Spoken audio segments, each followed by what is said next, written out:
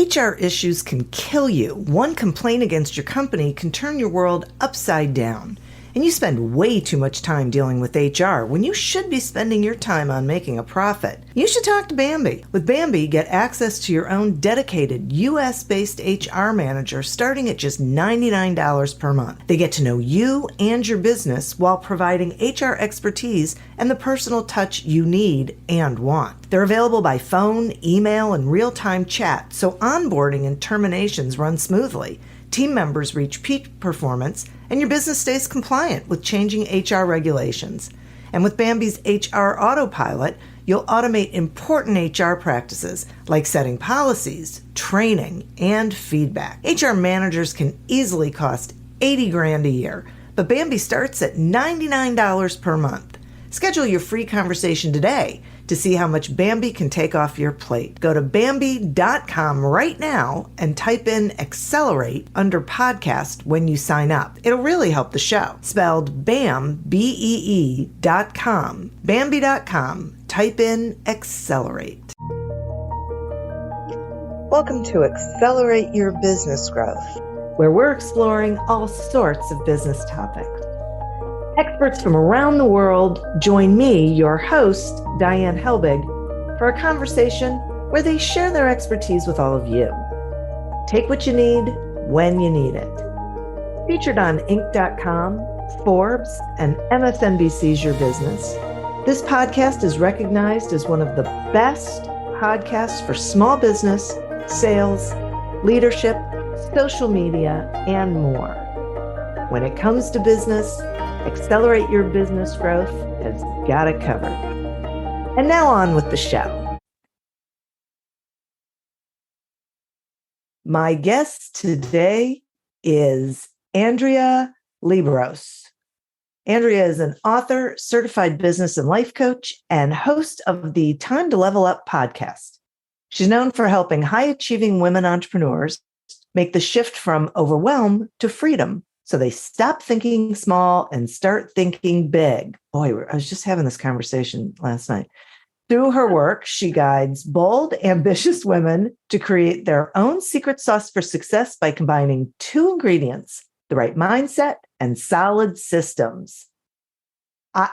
So two of my favorite things. So thank you so much for being here today, Andrea. I am happy to be here. Happy I could make your day. You have in so many ways, and we haven't even started talking about this stuff All yet. right, great, So, great.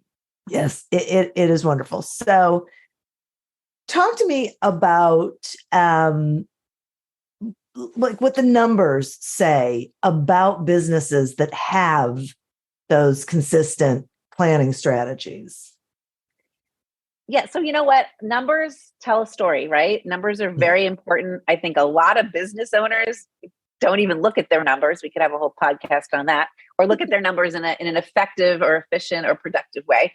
But the research out there by the gurus say it shows that businesses that have kind of consistent planning strategies, and there's a strategy behind it. It's refined, it's repeatable.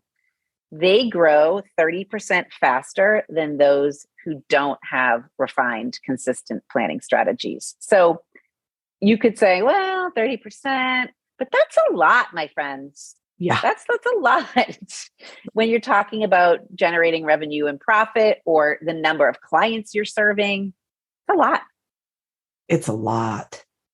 Yeah. Yeah, that's a significant number. It is. Yeah. It is. So I think it's worth paying attention to, which then kind of leads to the discussion, okay, like what it's a refined, consistent planning strategy. Why am I doing it? Why am I not doing it? What does it look like? All the things. Yeah, right. And you know, so it actually leads me to a tangential question, which is, do you think that this overwhelm that so many business owners feel, is it from not having those strategies? I think that what's interesting, okay, there's kind of an interesting dynamic. I'm sure think about yourself. If you're human, you sometimes say, I don't have time to do that, right? Or is it going to be worth the time, or shouldn't I be out there just making the money as opposed to having a planning strategy, right? So our Right. brain can quickly go to this isn't necessary. And they feel like if they actually sat down to do it, two things would happen. One, it would steal time and kind of take away some of their other possibilities of what they could be doing with that. But then they also feel like, well, then I'm going to have to stick with it. And if I don't come up with a plan, then I don't have to stick with anything. I'm kind of more footloose and fancy free. And, being spontaneous just in life always sounds way more exciting to most people than being planned and, following the rules. So, but here's what I find with my clients. So, when I start working with someone, I kind of insist that we create some sort of business plan, depending on what their business is. There's different versions and different kinds, but it's going to have a combination of what's your vision and what are the actions we're taking. And I always say this is a living document. Okay. We're going to write it down and it's a living document. It's not going to get shoved in the drawer. It's something, it's like in a Google Cloud and you can go change it at any moment. It's meant to be changed.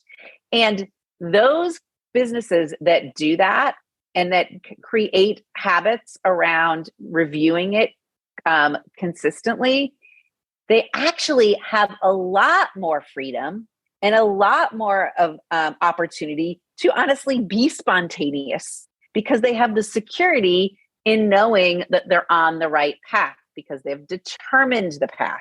So it's kind of ironic that actually having the plan is what's creating more freedom and less overwhelm. That's fascinating. It is. It's kind of, so that's why I'm a really big proponent of this mindset and systems, right? So you could say that having the plan is creating somewhat of a system.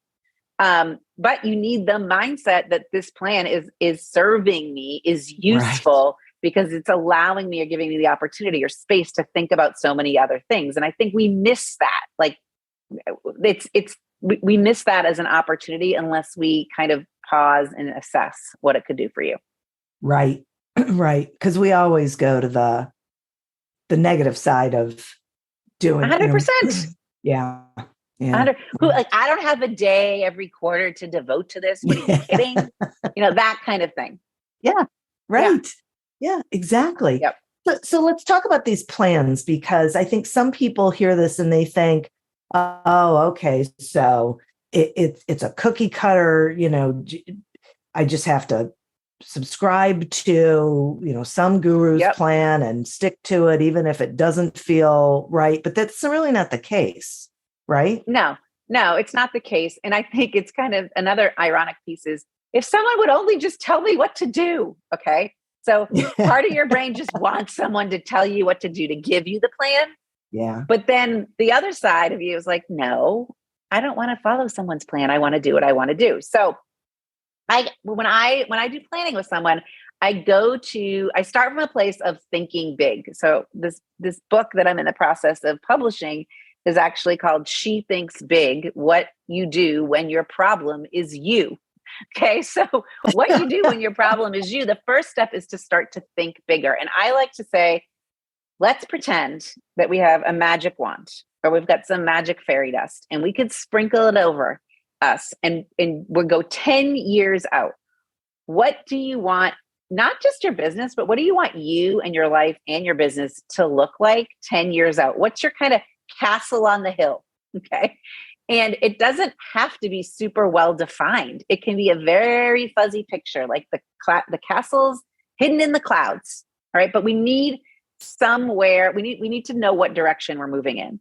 So we go from that 10-year vision down to a 3-year plan of, okay, what are we going to do in these next 3 years that's going to feed in to the 10-year vision? The 3-year plan gets a little more detailed, and people actually probably start to panic over a 3-year plan. Sure. I don't know if I can actually do this in 3 years.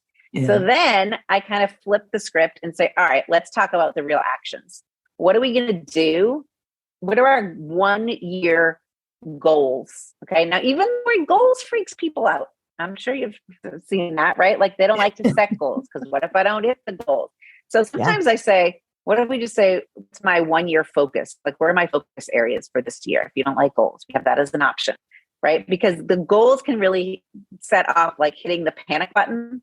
Yeah. Okay. And goals don't always seem exciting, but I think goals need to be, if it's going to be a good goal, it has to be exciting. It also has to be a little risky, right? You gotta have some skin in the game. Realistic is not really a great goal because realistic means you're going to do it anyway. So it can be relevant, like it aligns with where the direction you're moving in. It can be measurable, but it also has to be exciting and risky. Your 1 year goals are really where the action comes into play. So you've got your 10-year vision, you got your 3-year plan. Now we're talking about 1 year goals or areas of focus. And then I actually like take it a step further because again, like, oh my gosh, in a year, where do I start? So I take it, I say, what are we going to do in the next 90 days? What are we doing in the next 90 days?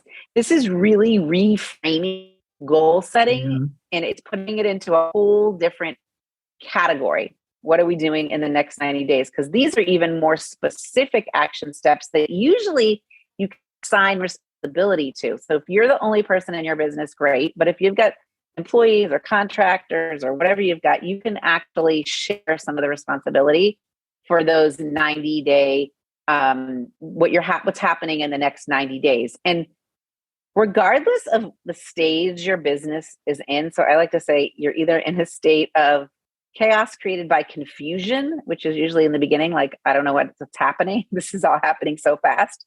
Or chaos created by success, like, oh my God, this actually worked. I've got it making 6 or 7 figures. What's happening? Right? No matter, regardless of the stage you're in, everybody loves clarity. Everybody loves clarity. And even the most well-oiled machines, they like to go back to clarity. And that 90-day aspect gives them that. So doing this by yourself, I will add, while possible, is very difficult. Yes. Okay. Because there's so many other things that you could be doing, including going out to make more money. So I always say you've got to set aside a CEO day, ideally every quarter, but at least once a year, and have sitting alongside you a mentor or a coach or another business owner, someone that's going to give you the support you need. And I think ideally also someone that's going to look beyond your business and look at who you are as a person in those coming 3 months or years too. Like, do you have a lot of vacations planned? Is some big event happening? Because that all comes into play too. Right. And doing it by yourself. I mean, I was listening to this and I was thinking, people who do it by themselves don't necessarily add the risk, right? Mm-mm. The risky part of it, because it's, you need someone else to set that out there and have that conversation so you can get to the other side of it.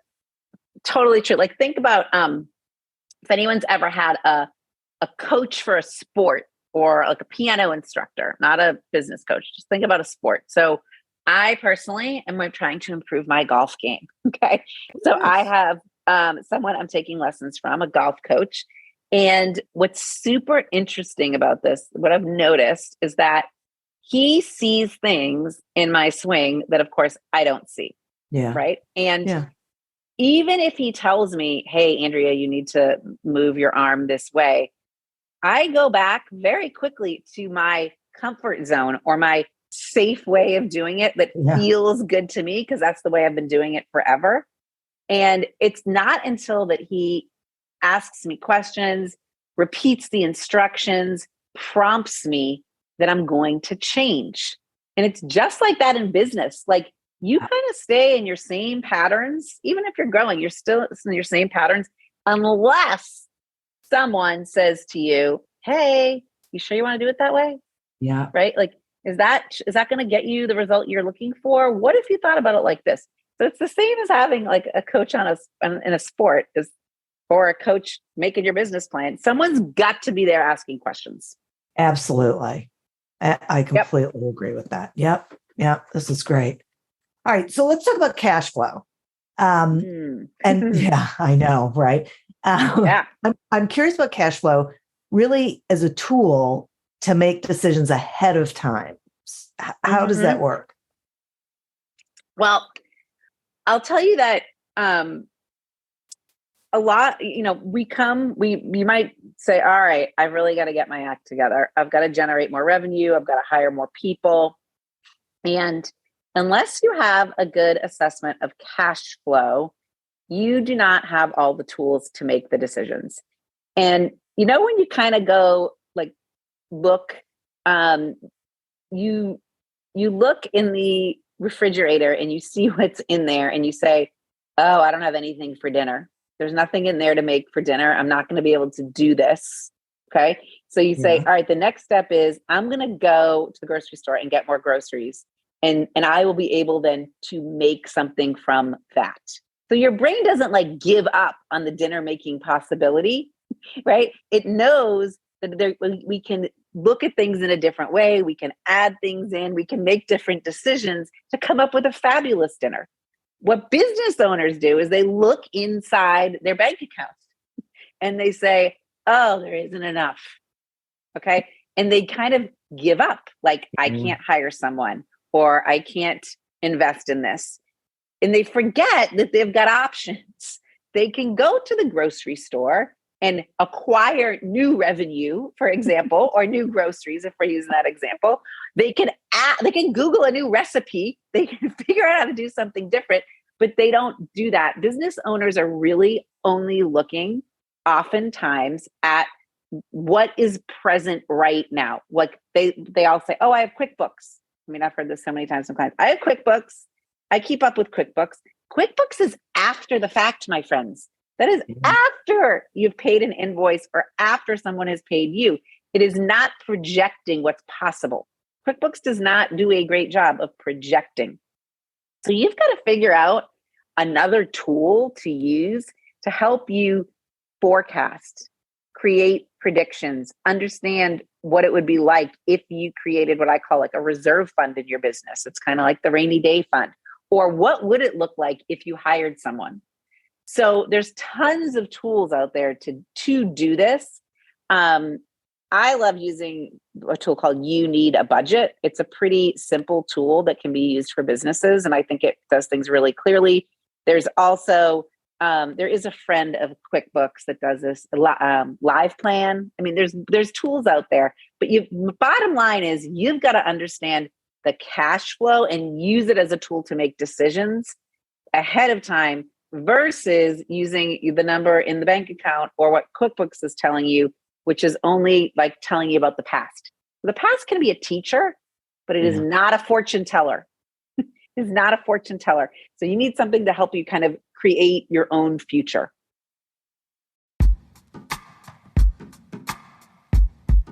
The Jim Stroud podcast explores the discoveries and trends forming the future of our lives. Brain-to-brain communication, robot bosses, microchip implants for workers, and artificial intelligence replacing human workers are all happening now. If you want to know what's happening next, subscribe now to the Jim Stroud podcast. Hey there, I'm Sue Borison. And I'm Stephanie Silverman. If you're the parent of a teenager or a teacher, or maybe just someone who vividly remembers how challenging those awkward in-between years can be, well, we're here to save the day with our podcast, Your Team with Sue and Steph, the go-to source for guidance on raising tweens and teens.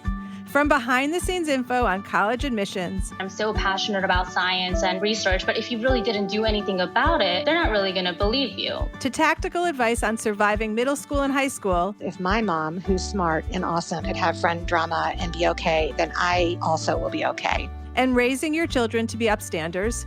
The words of feeling are critical because they help push a child to be able to act. Sue and I are by your side and ready to help you navigate this crazy world, one episode at a time. Listen to Your Team with Sue and Steph wherever you get your podcasts or at evergreenpodcast.com. We can't wait for you to join us.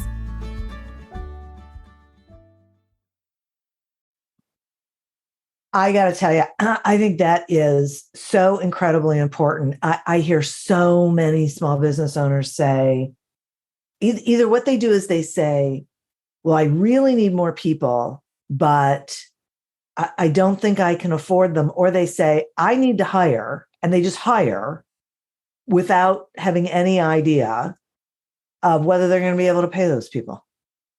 Right. They have no plan, Right. no strategy, right? It's just, they're going to figure it out. Solve everything. Yes. Yes. And then that creates fear and overwhelm eventually. Yes. Right? Like it's coming. It's coming. Like you can almost predict it. It's going to come. And that goes back to managing your mindset. However, there is a system that you can employ ahead of time to help you manage your mindset. Like here comes systems and mindset again together. Yeah. Well, and I used to, like when I started coaching, I didn't have the knowledge or even the mindset around this cash flow myself. And it was kind of through my own trial and error that I realized what an important part of business growth it is. And so now when I work with someone, it's a non-negotiable, like it is part of our coaching. If they don't have something already in place, it became that important, because everybody will talk about they don't have enough money, but what are they doing about it? What are they doing about it? Yeah. Right. Yep. Well, nothing, right? Because nothing, or they're like, I call it the wishing, wanting. I'm wishing, I'm wanting. Like stop wishing and wanting and let's change something up. Let's how can you help you? So it's actually pretty simple if you make that decision that you are ready to help yourself. Yep. Yes, that's right. Yep. And the overwhelm, I always feel the overwhelm goes away when you're making decisions and you're doing things, because now you're back in control. Yes, 100%. Right. Yeah. So, okay, that's a little ironic, because right before I got on this with you, I was coaching someone about having business debt. And she's got some business debt and she is distraught over it, like sick to her stomach. It's really not that much debt, but it doesn't matter what the amount is. And I said, what do you making debt mean? And she's like, well, it means that I owe someone, or I owe a company, I owe someone. Okay, what are you making owing someone mean? She's like, well, they have control over me. I said, what do you, is that true? Do they have control over you? Can anyone have control over you? So we went into this kind of discussion about that. And no one can have control over you. Only you have control over you. So I said, what if you flip this around and said, I love debt. I love debt because it's allowing me to grow this business and it's giving me opportunities that I wouldn't have. Just like you have a car payment or a mortgage and you're not super upset about those because they're giving you a roof over your head and a vehicle, right? Same thing. But she's really trying to get a better grip on cash flow, and it's like a painful process, but we're working through it. Wow. See? Yep. This whole control thing is, it's part of the reason we go into business for ourselves. Mm-hmm. So you've got to think, that's a great example though, of you've got to think bigger. You've got to think beyond today as to what like business could do for you. Like maybe it's a great thing. Think bigger about it. Right? So when you stay small and you stay in the here and now and kind of in your own little box, it doesn't feel so great. Right. Isn't that that's ironic too. This doesn't feel good, but I don't think I want to do those things so that I can feel good. Exactly. Yeah. Exactly. Mm-hmm. Let's go back to these goals and daily activities. Because you had mentioned, working backward and bringing it down to, okay, let's just talk about 90 days, which I think is fabulous. And at the same time, then there's people who say, okay, but I don't even know what the next thing is that I should be doing, like right now in real time. So talk to us about the daily big three. Okay. So it's so true. Like, what should I just tell me what to do right now? What do there's so many things on my to-do list. Okay. Right. We all have this to do. So I'll just go here first. What if you threw away your to-do list? What if you never had a to-do list anymore? And instead, all of those sort of to-dos found a place in your calendar, right? They found a place. They didn't go on a list. They went instead into your calendar when you were going to tackle them. So I'm just going to throw that out there, that is an option. So you don't have to have a to-do list. You could have that could be an option. Same train of thought. Okay. When you're planning, when you're looking at your week, a lot of my clients find that Sunday nights they're looking at their week, or they do it Friday afternoon or Monday morning, although Monday mornings they tend to kind of jump right in. So Sunday seems to be a great time. You're looking at your week.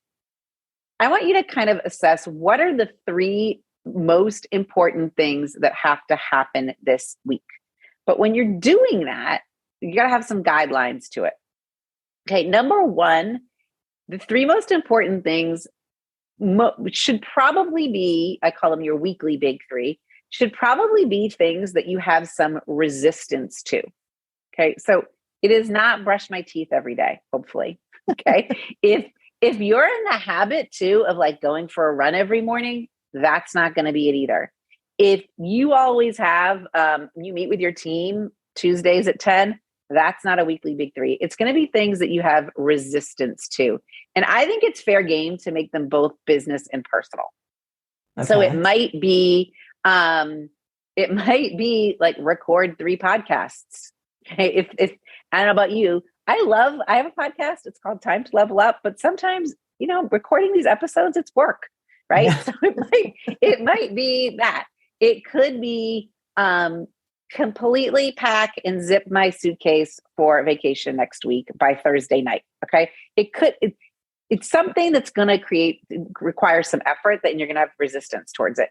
The other requirement though, is that it has to be something that actually is doable. So go back to when I was saying creating like yearly goals or yearly areas of focus. They need to be exciting and risky. These weekly big 3, they need to be realistic. This is where the realistic comes to play. Okay. This is where you can use your realistic if you're all into realistic. Is this a week where I am going to be able, do I have the time or bandwidth to record the 3 episodes? Am I really going to be able to zip my suitcase before Thursday night, or every night this week, do I have some obligation and I'm probably not going to do it till Saturday morning? Like, you've got to get realistic with it. So you've got to have some resistance to the weekly big 3. They have to be things that have resistance. They also have to be realistic. And then the last piece is they should start with a verb. Like, you should be able to tell your brain what you need it to do. Like, there should be no looking at a list and it says podcast. No, it should say record with that's verb 3 episodes, because podcast brings all these thoughts to your brain that aren't very helpful. Yeah. Right. So these same 3 principles for your weekly big 3 also apply to your daily big 3. And I usually decide what those are going to be the night before. And depending on what kind of hard appointments I call them out of my calendar, again, I've got to be realistic with the amount of time that I have to work on other things during that day. So this kind of thinking is all part of, I don't know if you're familiar with Michael Hyatt at all, but he has this full focus system. And this is the kind of thinking that is embedded into something called the full focus planner. And I became, because I wanted to kind of geek out on it, I became a full focus planner certified pro. And I've found that like using that kind of thinking in combination with using a digital calendar, kind of like a hybrid method. Yeah. The physical planner allows me to pause and gives me the space to think. It makes me think. But having the digital, creates more of a system. So together, mindset and systems, it's a perfect combo for a weekly and daily big 3. Yeah, for sure. Yep. Yeah. Yep. Yeah. I love that. I am such a huge proponent of, putting these things on the calendar, making them actionable things. When you were talking about that, I was remembering that years ago, I would, block out on my calendar, and I would put social media. And then that day would come around that time, and I'd look at it and I'd spend the entire time going, what does that mean? Like, what do I really want to do with social media? Right. Right. Yeah. So you've got to take a minute, and kind of, this goes back to the consistency too. We were talking about at the very beginning. You've got to consistently think ahead as to breaking projects down into smaller tasks as well. Yeah. And this sounds all so easy, like this is not rocket science. Yeah. But again, it's like, if you're stuck in your own peanut butter jar, if you're in there and it's really sticky, you don't really see what's going on. You can't read the label of the jar. Like, you can't get out of the jar. So this is where it's really helpful to take that strategic pause. And what's going on? Why aren't I getting things done? And maybe it takes questions from an outside party to ask that. But it's worth it, because that's where you can then start to really stack, see where you're winning. Okay. So I call it like stacking daily wins to achieve big goals. So you've got to figure out, how can I get some more daily wins in here to create, to get to those goals. Right. Yeah. And then from there, talk about the value and what actually happens when you said earlier that the plan that you come up with is a living, breathing thing. So talk about revisiting it, reflecting on it, revising it, and how that, creates high value cycles of growth. And then working those touch points into the plan, so you're sure you're doing it. Okay. So I want you all to, listeners out there, picture a clock, like an old fashioned clock, not tucking digital, not your phone, the clock with hands. Yes. Like old school hands. Okay. So if we start out at 12 o'clock and we've got our plan, we actually sat down and spent a day and we created our plan. And you go out there into the world and you start to put things into action. At 3 o'clock, I want you to kind of evaluate what's working, what's not working, what do I want to do differently next time. Then you're going to go out into the world again with a slightly revised plan. Okay. You've honed the plan. I call it hone the plan. You go out into the world and you put things into action. And then at 6 o'clock, you pause, you evaluate, you assess, and you hone the plan, and you keep going. What happens too often is that we get to 3 o'clock and we just say, this isn't working. And we kind of throw it out the window, I call it. Okay. And we go all the way back to 12 and we start again. If you have a high value cycle, okay, if you're in a habit of reviewing this consistently and honing it and tweaking it and evaluating what's working, what's not working, and what do I want to do differently, at least on a quarterly basis, then you are creating a high value cycle where you're giving yourself room to adjust. And I think sometimes what happens when we get to 3 o'clock and we're not so happy with what's going on, I think two things can happen. One, you can say, I'm not being productive enough. What's my problem? Why can't I get my act together? I had 5 things I wanted to do this quarter and I only did 1. So maybe there's a little bit of a productivity problem there. Like maybe you need to revamp your systems, like with that weekly or daily big 3. I actually created a quiz called What's Your Productivity Archetype? Because so many people struggle with this. And you can go, I would say go take the quiz. It's at Andrea's with an S, links.com. You can access that quiz there and it might really help if that's you. Also at 3 o'clock though, another type of person says, oh my gosh, this really isn't going well. I don't know really what's wrong with my business, but something's not working. So at that point, you've got to kind of do like a business checkup. Okay. You've got to really assess all the areas of your business and figure out what needs to change so that you can have more time, money, brain power to do all the things you wanted to do when you started out with this business, when you thought it was going to give you time, money, and energy. So I created another quiz for that, which is called Business Freedom Finder Quiz. And again, you can find it at Andrea's with an S, links with an S.com. But Those are ways to assess what's happening versus throwing in the towel. And I'm all for creating a high value cycle versus like a low value cycle or starting all over again, because that's never great. Never great. Yeah, I so love that. And it reminds me, one of the things that I find people do is they set a goal, they do not put an action plan behind it, and then they get to say, let's say they do it in early January or late December. They get to say October, and their CPA calls them and says, okay, let's talk about how the year's been. And they look back and they are so surprised that they are nowhere near that goal, and B, they don't know why. Because they weren't doing this sort of real-time check-in to see what's working, isn't working, to make those adjustments, so that they are, because in real time, we're going to know what's working, what isn't. That's what I'm hearing from you as well, that it's still available to me to be able to see what I like, what I don't like. And I can make those changes and keep monitoring it as I'm going, so I don't get through the year and it's been almost a waste. 100%. Like, I like your phrase, in real time, right? Because you're still in real time. The clock's still ticking. Yeah. No, but the clock's still ticking, right? It's in real time.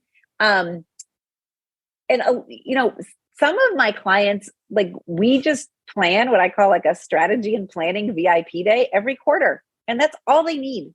They just need that like reboot or assessment. First, they need to assess and reboot each quarter. That's all they need. Some people need more hand-holding or want that more of an accountability piece to it. Of course, you can only hold yourself accountable. No one else can do that for you, but we could have a whole podcast on that. So it's like, you really have to kind of figure out what is going to make you stay in this high value cycle. Is it a quarterly thing? Is it a monthly, weekly, daily? How often do you have to reassess? But you're giving yourself the opportunity to figure out if there's a problem, right? Or is it a problem? Is it just the way I'm thinking about it? A lot of times, you know what, Diane, there's no problem. It's just the way you're thinking about it. Yeah. There's no problem. Yeah. Yep. Well, and a great example of that is the whole debt conversation that you were having with your client. Right. There's really not a problem there. 100%. There's no problem there. I had another conversation, which I'm sure you could relate to. So, when you say to yourself, if only someone would just support me, and if only I had more support, I wish someone would support me, whatever that looks like. Yeah. And so I had another conversation where the client says, I have all this, like, I'm so grateful. I have all of this support, but they're not doing it the right way. Ooh. They're not doing it the right way. The support people, they're just not doing it the right way. And I wish they were doing it a different way. So it's kind of ironic. Like, you want all the support and then you get all the support, but now they're not doing it the right way. So that is a reframe. That has to be reframed. Yes. You have full control over that. You can say, hey, I don't care what way you're doing it. At least you're doing it. You can say, is there a right way? So these are all opportunities to reassess. There's some people that wish they had more support, right? You get that. Right. I wish I had more support. Now you get the support and it's not doing it the right way. So you've got to reframe things in order to continue to go. Yes. And that requires you thinking bigger. That requires you expanding. And again, hard to do if no one's asking you some questions. Yeah, right. Right. And, of course, this is where the whole mindset thing comes in. So 100%. 100%. It's hard to make decisions.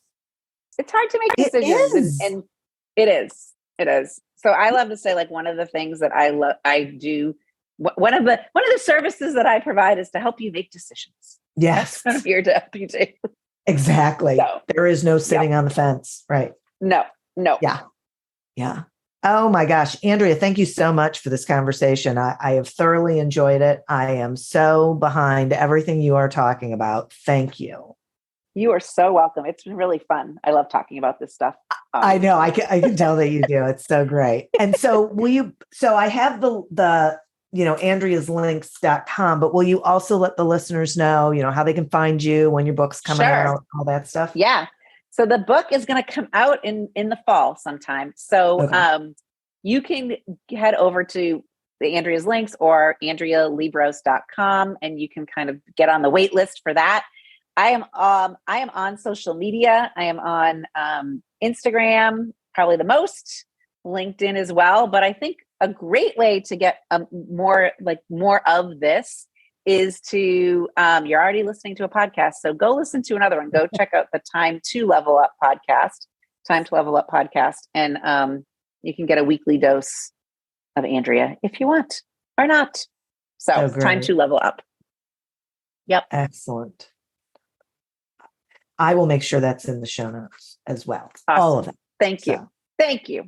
Oh, thank you. This has really been great. And listeners, thank you. This is one of those episodes, you're going to listen to this one a couple of times. So just get ready for that. But thank you for tuning in. You are who we're doing this for.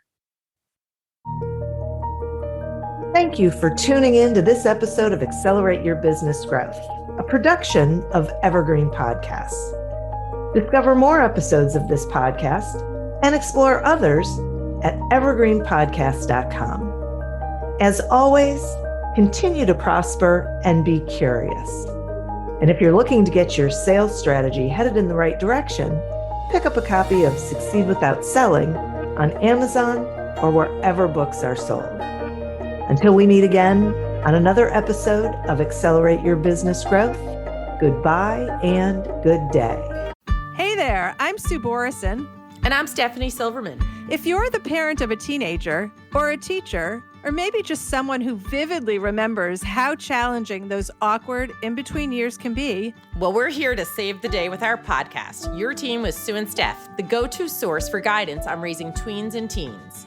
From behind-the-scenes info on college admissions. I'm so passionate about science and research, but if you really didn't do anything about it, they're not really going to believe you. To tactical advice on surviving middle school and high school. If my mom, who's smart and awesome, could have friend drama and be okay, then I also will be okay. And raising your children to be upstanders. The words of feeling are critical because they help push a child to be able to act. Sue and I are by your side and ready to help you navigate this crazy world, one episode at a time. Listen to Your Team with Sue and Steph wherever you get your podcasts or at evergreenpodcast.com. We can't wait for you to join us.